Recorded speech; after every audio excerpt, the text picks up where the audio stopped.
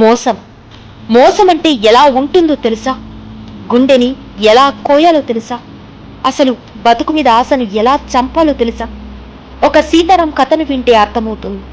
2018లో మార్కాపూర్కు చెందిన సీతారాం నంద్యాలకు చెందిన రేణుకని పెళ్లి చేసుకున్నాడు.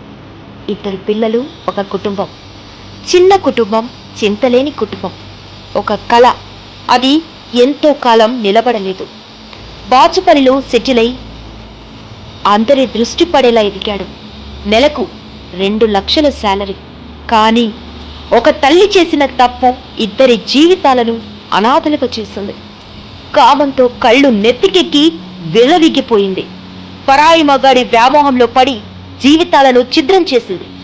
తప్పు చేసింది రేణుకైతే బలైపోయింది సీతారాం.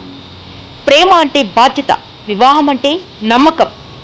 ఇది ఒక ఫ్యామిలీ స్టోరీ కాదు, వివాహ బంధంలో నీరుగారే నమ్మకం.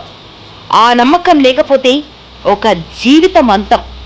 మౌనం భరించలేక ఎవరికి వాళ్ళు వేసుకునే శిక్ష. ఇంతకీ రేణుక ఏం చేసింది?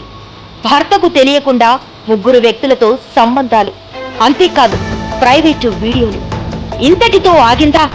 వాటిని రికార్డు చేయటం అదొక దౌర్భాగ్యం గురించి ఈరోజు మనం వింటున్నాం, చూస్తున్నాం.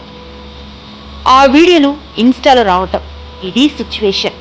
పాపం సీతారాం ఏమనుకున్నాడో? ప్రేమ, వివాహం, వీటి మీద ఎంత విరక్తి పొందాడో. హుస్సేన్ సాగర్ దగ్గర నిలబడినప్పుడు తనని తాను ఏం ప్రశ్నించుకున్నాడో.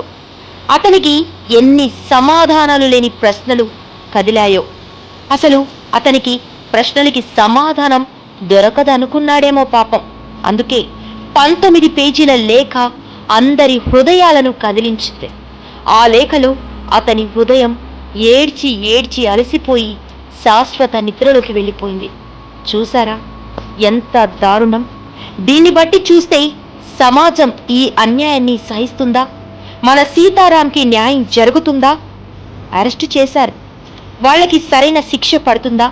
ఇంత ద్రోహం చేసిన రేణుకకి ఎలాంటి శిక్ష ఉంటుందో వేచి చూద్దాం. నమస్తే.